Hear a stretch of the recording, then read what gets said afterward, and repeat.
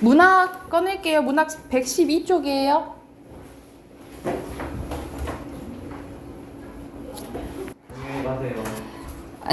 안녕하세요. 자, 여기서는 고전 소설의 특징과 전체적인 일대기적 구성에 대해서 나오네요. 전반적인 고전 소설의 특징은 여러분 알고 계셔야 돼요. 왜냐면 이제 보기에서 항상 만약 고전 소설이 나오면 만약 시험범위 고전 소설이 나오면 고전 소설의 특징은 기본적으로 알고 계셔야 되니까.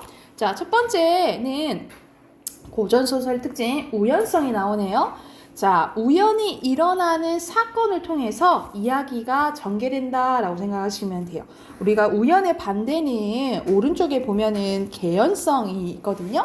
개연성은 어떤 사건이 일어날 법한 상황을 미리 깔아둠으로써 독자가 허구 이야기를 그럴싸하게 생각하는 것을 얘기하는 거예요. 그러니까 이 일이 있으니까 무조건 이 일이 일어날 수밖에 없게끔 만드는 게, 우리가 납득이 되게끔 만드는 게 이제 개연성이라고 보는데, 그래서 요즘 드라마나 소설이나 영화 보면 막 스토리가 탄탄하잖아요. 그쵸? 터무니없죠. 아, 뭐야, 어이없어. 이렇게는 안 한다 이거지, 그치? 근데 예전에는 정말 터무니없이 말하는 경우가 많았다는 거죠. 그래서 예를 들어서 남녀가 이렇게 헤어졌어. 남녀가 헤어졌는데 갑자기 길 가다 이렇게 만나는 거지.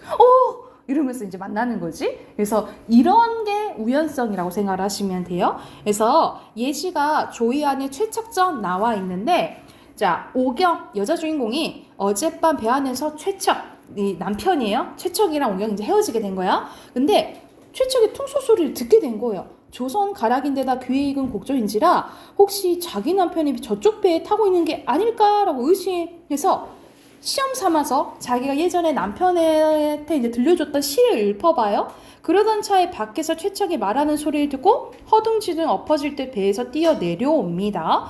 그래서 이렇게 만나게 돼요. 서로 다른 배에 타고 있다가 이 소리를 듣고 만나게 되는 거야. 이게 대표적인 우연성이라고 생각하시면 되고요.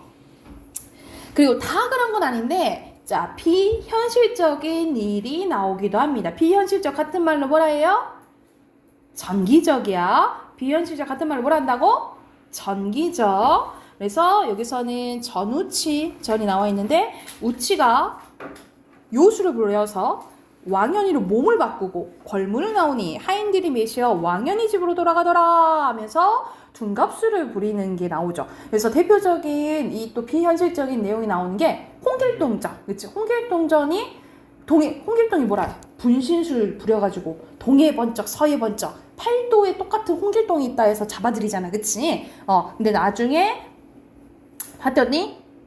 변했더니 허수아비로 변하더라 라고 이제 얘기가 나오죠. 이런 게 이제 비현실적인 전기적인 요소라고 생각하시면 돼요. 그리고 자, 고전 소설은 회상한 게 없어요. 거의 다 시간순으로 진행된다라고 생각하시면 됩니다. 그게 뭐야? 평면적 구성, 같은 말로 순행적 구성 써놓으시면 되겠죠. 시간의 흐름에 따라 이야기가 전개되고요. 자, 여기는 따로 생각해야 되는 게 거의 행복한 결말로 끝난다라고 보시면 됩니다. 해피엔딩이에요. 안 그런 것도 있거든요. 안 그런 것도 있긴 한데, 운영전처럼 안 그러는 것도 있지만 거의 다 행복한 결말이라고 보시면 되고, 주제는요, 권선징악입니다. 권선징악은 뭐야? 착한 사람은 복받고 악한 사람은 벌받는다 라는 거죠. 그래서 대표적인 게 흥부전이지. 그래서 흥부가 부자 되고 놀부는 벌 받잖아요. 그치? 이런 게 권선징악 또는 사자성어나 인과 응복 뿌린 대로 거둔다 이렇게 기억을 해두시면 되겠지요. 자, 그리고 거의 순행적 구성과 비슷한 게 일대기적 구성인데, 일대기적 구성은 태어났을 때부터 죽을 때까지를 다룬 거라고 생각하시면 돼요. 일대기적 구성은 특히 영웅의 일대기 나와 있네요. 앞에서 잠깐 했었는데, 자, 영웅의 일대기 구조는 어디서 왔다 그랬지? 그렇지, 주몽신화에서 왔다 그랬지. 총 7단계를 다뤄요. 7단계인데 첫 번째 고귀한 혈통, 두 번째 기이한 탄생, 세 번째 비범한 능력, 네 번째 실현, 그리고 다섯 번째 도움을 주는 사람 조력자라 있죠. 조력자 때문에 고난 극복. 여섯 번째 또 실현이 와요. 그리고 고난을 극복해서 행복한 결말, 위협, 달성이라고 보시면 되겠죠. 그래서 총 7단계에 걸치는 게 영웅의 일대기적 구조라고 보시면 되겠죠. 영웅의 일대기적 구조예요. 그래서 이 특징 알아두시면 되고, 여기서 거의 안 나온 게 추가적으로 또 쓸게요. 이 고전소설의 특징은요, 인물은요, 인물 땡땡 쓰고, 인물은 한번 성격이 정해지면 잘 안 변해요. 착한 놈은 착하고 나쁜 놈은 나빠. 그래서 성격이 변해 안 변해? 안 변하는 걸 평면적 인물이라고 하고요. 자, 우리가 효녀하면 누구 생각나지? 상징적. 효녀하면 누가 생각나지요? 심청이. 열려하면은 지조와 절개를 지키는, 열려하면은 춘향이가 생각나는 거예요. 이런 식으로 어떤 사회 집단 계층을 대표하는 인물을 전형적 인물이라고 합니다. 전형적 인물. 그래서 고전 소설의 인물들은요, 고전 소설의 인물들은 평면적 인물이고 대체적으로 전형적 인물이다 라고 기억을 해주시면 되고요. 시점은요, 다 3인칭 전지적 작가 시점입니다. 다 시점은 전지적 작가 시점인데, 전지적 작가 시점의 특징은 뭐야? 서술자가 인물의 상황, 심리를 다 알아요. 그래서 이 서술자가 개입하는 경우가 있어요. 서술자가 개입하는 경우가 있는데, 이것을 뭐라 할까요? 편집자적 논평이라고 합니다. 그래서 예를 드는 거야. 예를 들어서 심청이가 인당수에 떨어지려고 해. 그래서 이 서술자가 얘기하는 거예요. 아이고, 심청이가 인당수에 빠지는 걸 보고 산수 강산이 진동 막 울리고 산새가 다 울더라. 이 불쌍한 지고 뭐 이런 식으로 서술자가 개입하는 부분이 있다. 그러면 뭐라 한다고? 뭐라 한다고? 혜나, 편집자적 논평이라고 한다고요. 이게 전반적인 고전 소설 특징이라고 보시면 돼요. 이해됐을까요? 그러면 옆에 9문제 풀어보세요.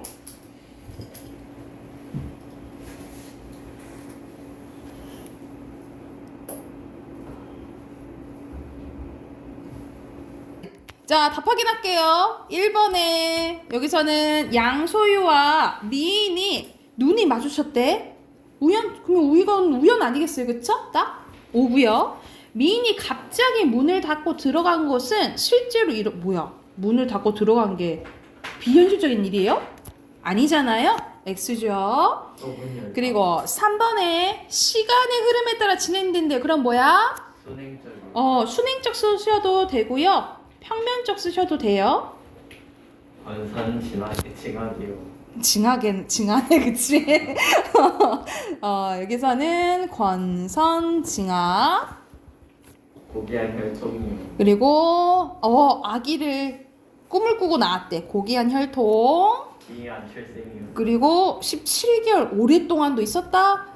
아이고, 기이한 출생. 그리고 밑에 순서대로 수련, 관대히, 대적. 아유, 이 발음이 이상했어요.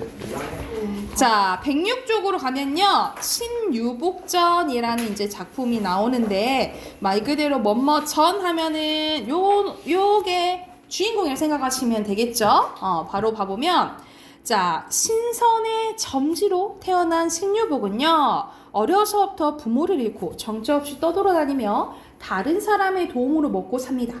유복의 인물됨을 알아본 이 상주 목사라는 사람이 호장의 딸 경패, 딸 이름이 경패예요. 경패를 유복과 혼인하게 합니다. 그러나 유복은 가난하다는 이유로 호장 부부 경패의 두 언니 남편 유소연과 김평의 미움을 받아서 경패와 함께 쫓겨나게 돼요. 경패는 유복에게 글을 베어 입신양명할 것을 권하고, 여러분 입신양명이란 거 알아두셔야 돼요. 입신, 몸을 세우고, 이름을 날리는 거야. 고로 우리 산의 대장부로 조선시대 때 산의 대장부로 태어났으면 뭘 해야 돼? 그렇지. 벼슬 해가지고 이름 날리는 거, 출세하는 것을 얘기를 해요. 자, 권하고 유복은 원강대사를 만나 글을 배우게 됩니다.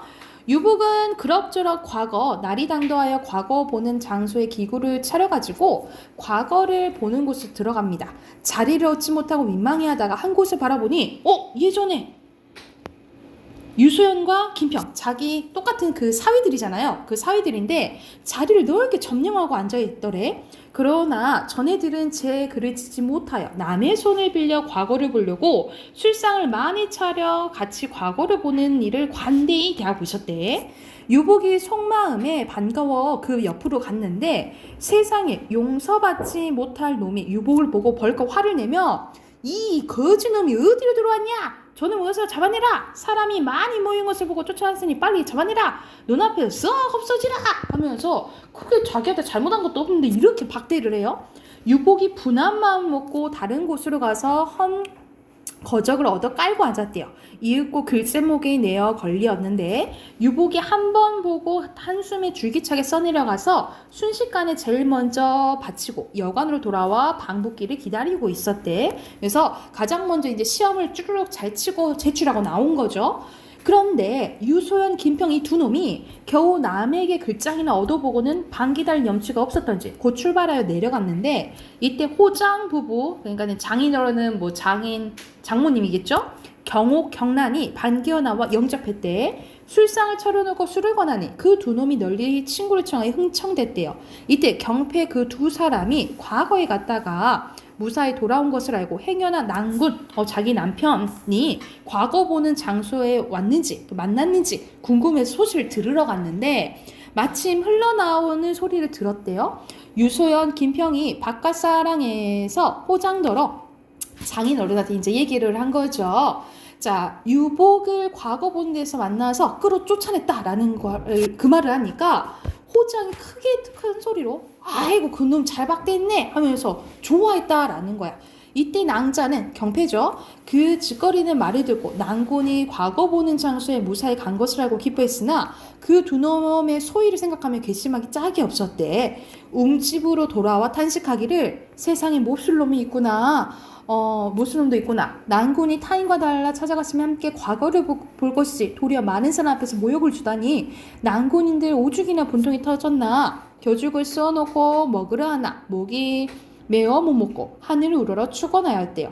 유이 공중 높이 솟아있는 1월은 굽이 살피소서 난군의 몸이나 무사히 돌아오게 하여 주옵소서 하고 낭자는 서러워했대요. 유복이 궐문 밖에서 기다리고 있었다. 이날 전하께서 시험관을 내리고 글을 고르시더니 갑자기 유복의 그 글을 보고 칭찬하셨대. 이 글은 만고의 충효를 검하였으니 만장 중에 제리라 하면서 장원급제를 이제 하게 됩니다. 그 이제 이야기라고 생각을 하시면 돼요. 그래서 중심인물 바로 쓰면요. 여기서는 주인공 당연히 신유복이죠. 신유복과 뭐 경패, 뭐 유소연과 김평이라고 생각하시면 되고 배경은 이제 조선시대 과거 보는 날이죠.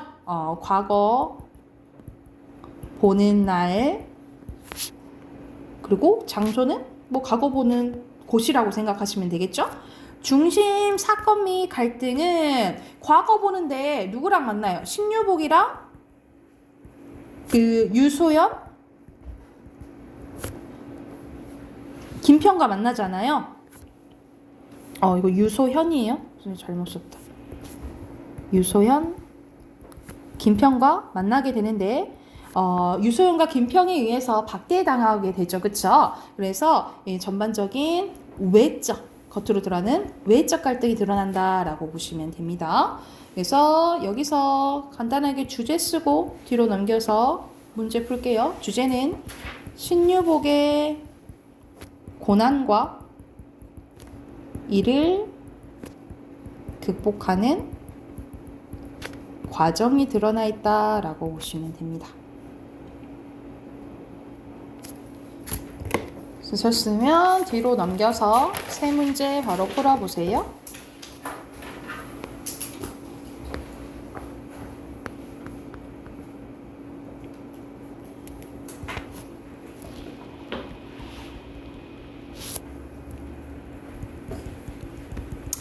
1번은 과거 유소연이죠. 그리고 2번에 알맞지 않은 거 뭐예요? 여기서는 경패가 원한 게 아니고 누구지? 목사가 결혼시킨 거죠. 그쵸? 4번이고요. 3번에 알맞지 않은 것은 여기서 유복은 그 김평이랑 유소연한테 쫓겨나가지고 이 거적대기 위해서 봤다 그랬잖아. 그죠? 그래서 답은 2번입니다. 뒤로 넘기면 자, 이대봉전이 나와요. 이대봉전은 말 그대로 누가 주인공? 이대봉이가 주인공이겠죠. 그래서 여기서는 약간 전쟁 이야기가 나오거든요. 그래서 대표적인 전쟁이 나오면 군담 소설 또는 이제 영웅 소설이라고 보시면 되겠죠. 앞부분 줄거리 보면요. 중국 명나라에서 높은 벼슬을 하던 이익은 오랫동안 자식이 없다가 금화산 배구남의 노승에게 시주해서 대봉을 낳게 돼요. 간신 왕이가 여기서 왕이가 간신이에요. 이익을 헛뜯어 죄가 있는 것처럼 꾸민 결과 대봉과 함께 백설도로 유배되고 유배를 가던 중 왕의 명령을 받은 사공들이 이익과 대봉 물에 던져버려. 이런 이제 목숨을 잃을 뻔한 시련을 겪게 된 거야. 바다에서 떠나이던 갑자기 서해 용왕이 나오네요. 이게 무슨 요소예요? 비현실적 같은 말로 전기적 요소라고 보시면 되겠죠. 이 서해 용왕이 보낸 동자의 도움으로 살아난 대봉은 금화산 배구남에서 수련하면서 세월을 보내게 됩니다.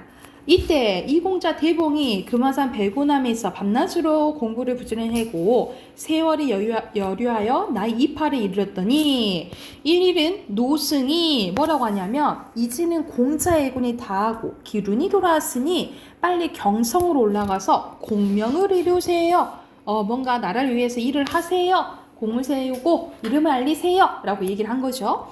공자가 대답하기를 소생의 궁박한 명이 대사의 두터운 은혜를 입사와 7년의 의지에서 살았는데 오늘 나가라 하시니 부모의 생사를 알지 못하고 사람이 살고 있지 않은 이 외진 곳을 어디를 가라가십니까? 라고 하니까 공자가 이 절에서 노승과 7년을 동거하여 했으니 금일은 2년이 다하였으니 장차 공자의 부모를 만나고 나라의 전체의 어려움을 평정하여 공을 이루소서. 약간의 앞날을 암시하는 말을 해주는 거죠. 이렇게 될 거야. 이렇게 하세요. 라고 얘기를 한 거예요. 말을 마치고 떠날 준비를 재촉하니 공자가 여기서 중원이 얼마나 되면 어디로 가야 도달할 수 있습니까? 라고 물어요. 노승이 황성은 여기서 14,000이고 농서는 3,000료니 농서로 가오면 자연히 중원으로 도달하게 될 겁니다. 라고 얘기를 해줍니다. 그래서 바랑을 열고 실과를 내어주면서 좀 먹을 걸 챙겨준 거예요. 서로 향하여 가다가 시장하거든 이걸로써 요기를 하소서 하고 서로 이별할새 양쪽 모두 길게 이어져 뻗은 정을 이기지 못하더라. 그래서 헤어짐을 아쉬워하는 거죠. 이날 공자가 금화산을 떠나 농서로 향하다가 천문을 보니까 이렇게 하늘에 이제 기운을 이렇게 본 거예요. 그랬더니 북방 신성이 태극을 범하였거늘 그때 당시에 북흉노가 중국을 범하는 줄 알고 하늘의 기운을 보고 북흉노가 중국 공격했네? 이걸 알게 된 거야. 여기서 이대봉이 뭘 알 수가 있는 거예요? 비범한 능력을 알 수가 있는 거죠. 그쵸? 비범한 능력을 알 수 있는 거예요. 분한 마음 이기지 못하여 밤낮으로 바삐 달려가더라. 각설, 여러분 각설 표시해놔. 각설은 어떨 때 쓰냐면 고전소설에서 많이 나오는데 앞에 이야기를 그만두고 다른 이야기로 넘어갈 때 있죠. 그때 각설이란 말을 써요. 각설은 앞에 이야기를 그만두고 다른 이야기로 넘어갈 때. 자, 흉노가 대병을 거느려 상군 땅에 다다라서 묵퉁남과 이 사람 이름이에요. 동돌수를 돌아보며 이 묵퉁남이 동돌수를 돌아보며 뭐라 하냐면 중원 산천을 보니까 아까 중원이라는 단어 나왔었지. 중원 산천을 보니까 즐겁네 하면서 오늘은 비록 명황제의 강산이나 지나는 길은 반드시 우리 천지가 될 것이니 어찌 즐겁지 아니하리요. 중원에 비록 인물이 많다나 나 같은 영혼과 그대 같은 명장이 어디 있으리요 하면서 상군읍에 이르러 보니 대명대원수 곽대가 있었는데 이 곽대가 이제 성을 지키고 있었던 거야. 성 안에 들어 군사를 쉬게 하고 격설을 보냐 싸움을 쳐강하거늘 흉노가 동돌수보를 불러서 저 곽대랑 싸워 대적하라고 하니 동돌수 내달아 곽대이와 싸워 수합에 못이어 곽대이를 사로잡고 곽대가 진 거예요. 진중에 들어가 좌충우돌하니 명진장조 장수를 읽고 적세에 당치 못한 줄 알고 성문을 열어 항복하거늘 동돌수가 항복을 인정하는 문서를 받고 이튿날 북해 태수가 나와 항복하거늘 또 북지를 얻고 이튿날 또 진주를 얻고 또 그 이튿날은 건주를 얻고 하복에 다다르니 지방장관 이동식이 군사를 거느려 대적하다가 패하여 달아나가늘 또 하복을 얻고 군사를 재촉하여 여러 날 만에 기주를 이르니 자사가 대적하다가 도망가거늘 흉노의 장졸이 기주성 안에 들어가 자칭 천자라 하고 군사로 하여금 인민의 쌀과 곡식을 노략질하니 그때 백성이 다 견디지 못하고 도망하더라 하면서 지금 무퉁남이 쳐들어와가지고 진짜 땅 따먹기를 다 하고 있는 거죠. 그쵸? 그래서 계속 하고 있는 상황에 이제 누가 가가지고 다 해치워주겠어.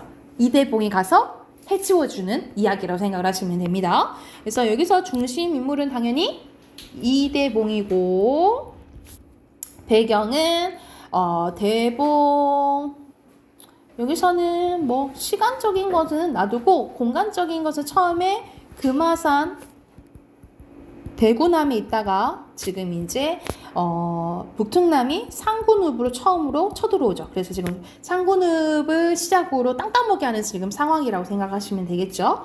중심 사건은 이제 대봉이 금화산을 떠나고 명나라는 지금 흉노의 공격을 받고 지금 항복하는 상황이라고 생각하시면 됩니다. 그래서 전체적인 갈등만 쓸게요. 여기서는 명나라와 흉노의 지금 이제 외적 갈등이 일어나고 있다라고 보시면 되고요. 그리고 주제 간단히 쓰면 영웅이 된 대봉과 위기에 빠진 명나라입니다.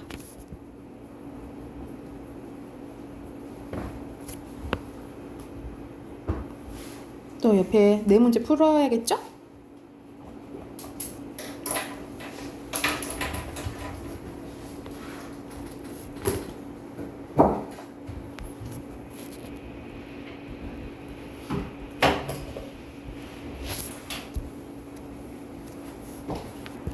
자, 노승 흉노고요.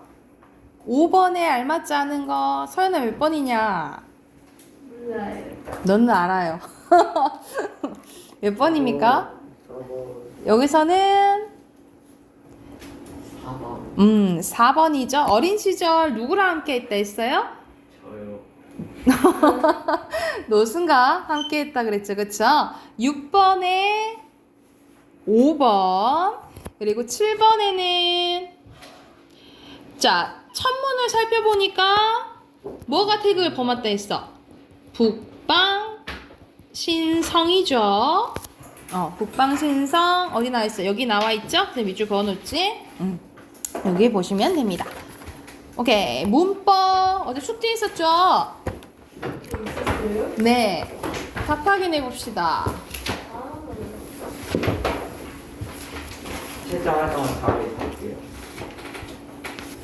자, 같이 해봅시다. 1번에 단모음 중에는 다른 소리로 바꾸어 발음할 수 있는 거. 왜는 왜로 가능하다 했죠. 오고요. 의는 이중 모음으로 발음해야 되지만 가끔 가다가 어떤 상황에 따라 이나 에로 가능하다 했잖아. X고요. 첫 소리와 끝 소리는 모두 똑같이 발음돼요? 아니죠, 그렇죠? 그리고 리을 기억은 리을로 발음날 때도 있고 기억으로 발음날 때 있죠. 근데 리을 기억은 원칙은 뭐야? 뭐로 발음나요? 꼬꼬댁 닭 생각하면 되겠다 했죠? 기억으로 발음나요. 히읗은 자음인지 모음인지에 따라서 오는 게 소리 달라지지요. 오예요. 쉽다. 옷, 숲, 박, 3 읽게 갑 앉다. 아이고.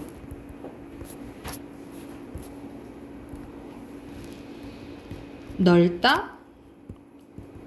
너 끈타. 넙죽하다죠? 끝. 1번에 알맞지 않은 거 예나 레는 무조건 예나 레로 발음해야 되는 거예요. 3번이죠. 틀렸죠? 그리고 이중 모음으로 꼭 발음해야 되는 것은 첫 번째 글자에서 자음이 없을 때죠. 1번이고요. 그리고 3번에 알맞지 않은 것은 4번인데 첫 음절 이외의 의는 의나 이로 발음해야 되겠죠? 이 둘 중에 하나야겠지, 그치? 그리고 4번에 늙고 옮기는 밟고 수타 싫다죠? 답 4번이고요. 5번에 닿고 좋게 넣다 나토록 이건 다 축약돼야 되는 거예요. 알맞지 않은 것은 2번이죠. 이건 다 해서 이건 탈락되는 거지. 그리고 6번에 옳은 거예요. 낳느냐 쌓아 놓지 옳은 끊고죠. 답 5번이고요. 막다 맑고 막소 막지 막던 답 2번. 의견 넓적한 무릎 찌었다죠. 답 2번입니다. 여기 뒤로 가서 10분 테스트로 갈게요. 10분 테스트 문제 풀 거거든요. 진짜 열받네. 조금밖에 안 돼요. 144쪽. 144쪽으로 가요. 144쪽부터 149쪽까지 푸시면 됩니다. 149쪽까지 푸시고 바로 답 확인해 볼게요.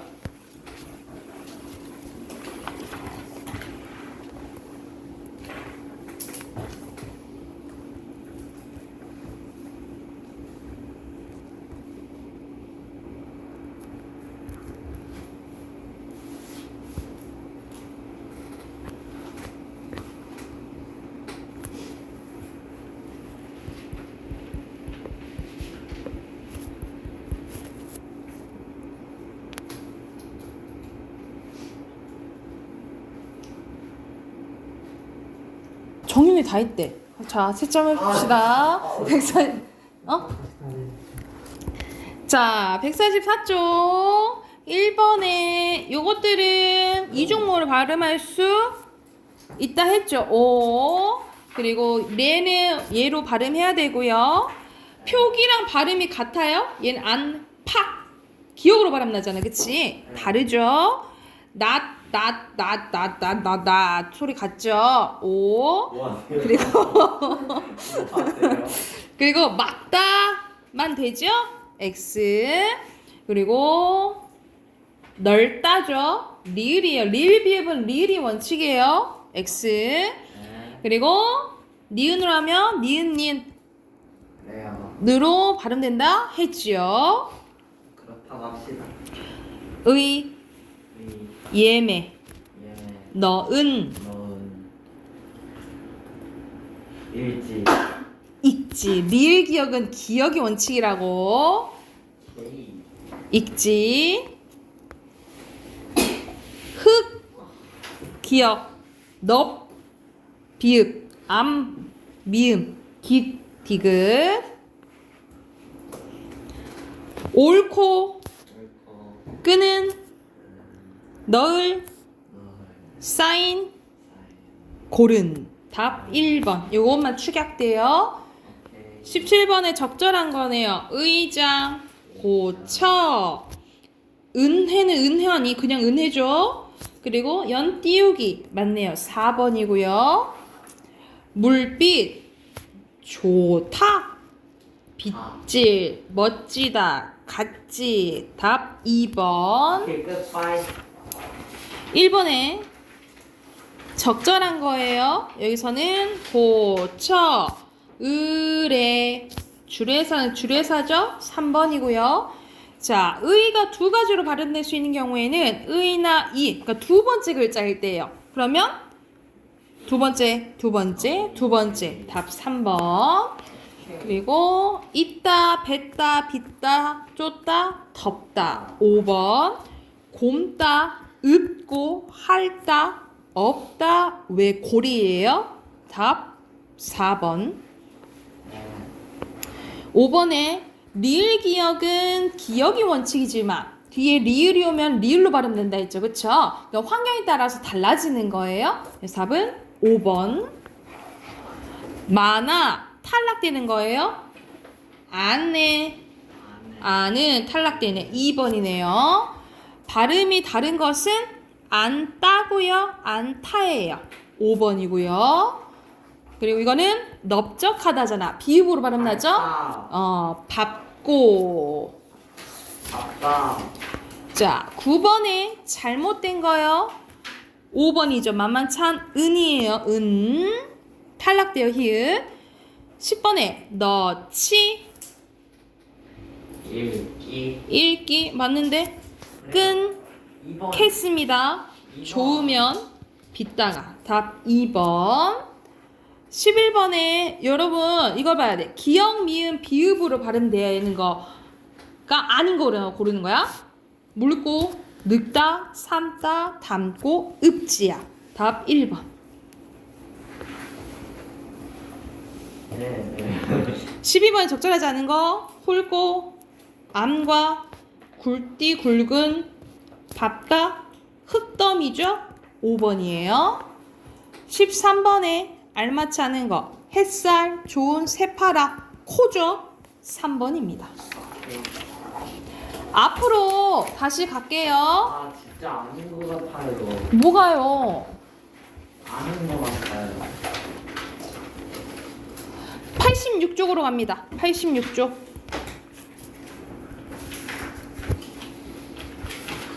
자, 이거는 너무 쉬워가지고 껌도 안 돼요. 껌도 안 돼서 호다닥 해볼게.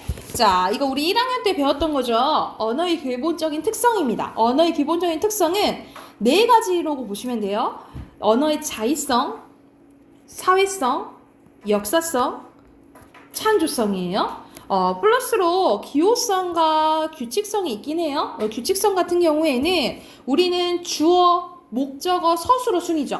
그치? 근데 영어 같은 경우에는 주어, 동사, 목적어잖아. 그치? 이렇게 어순이 나름 있다는 게 규칙성이라고 보시면 되고요.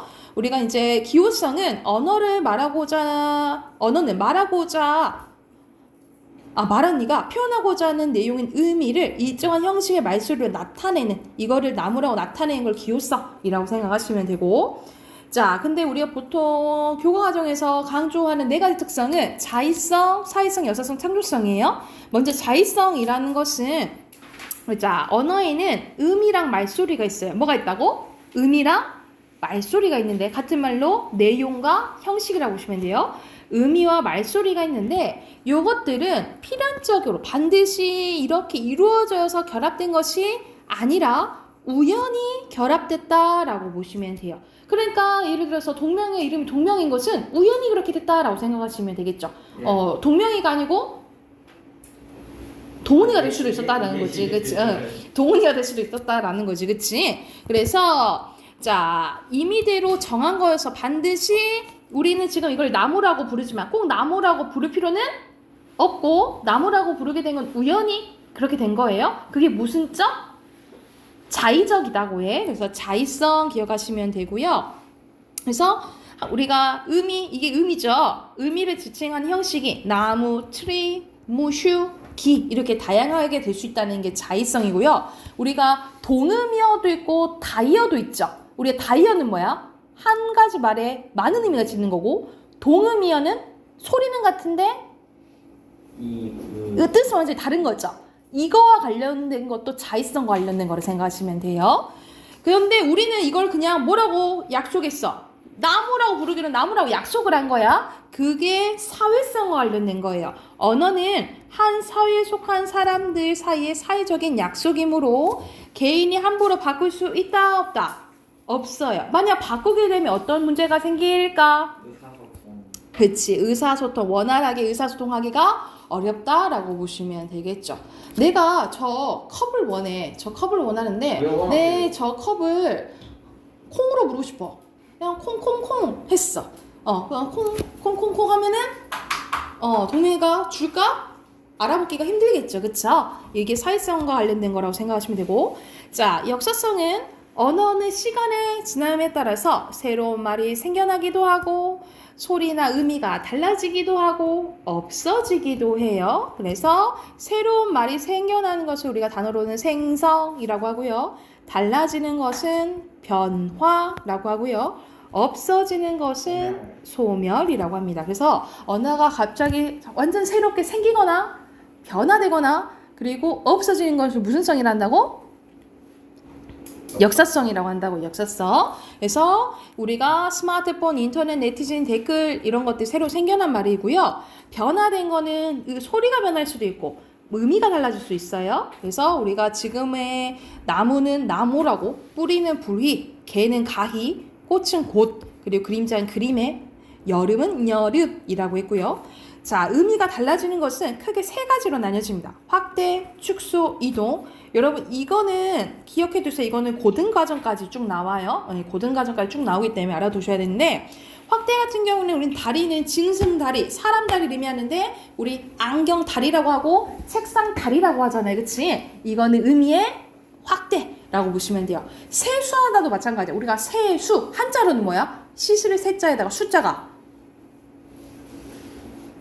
손숫자예요? 손을 씻다예요? 근데 우리 세수하다는 이 의미잖아 이제. 그치? 이게 의미의 확대라고 생각하시면 되고, 축소는, 미인은 예전에 남녀 구별 없이 이제 뛰어난 사람을 미인이라 했는데 지금 미인은 여자한테 발달되잖아요. 그쵸? 이게 의미 축소라고 보시면 되고, 이동은 완전 변화한 거예요.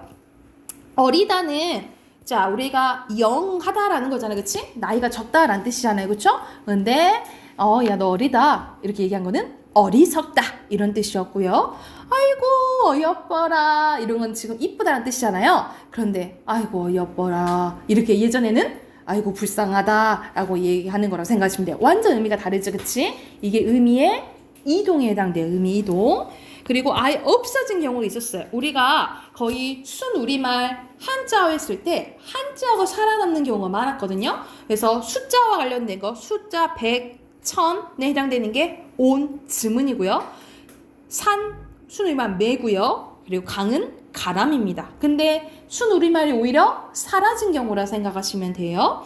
그리고 이건 생원, 진사, 어사 이런 것들로 벼슬 같은 게 없어지면서, 그리고 수라는 우리가 임금님 수라상 했을 때 임금님 밥상을 수라라고 하는데 지금 쓰여 안 쓰여? 잘 안 쓰이고 보통 수라상 그 뭐 음식점 이름에서나 있죠? 음식점 가면은 막 이렇게 나오긴 하는데 잘 안 쓰인다라고 생각하시면 됩니다.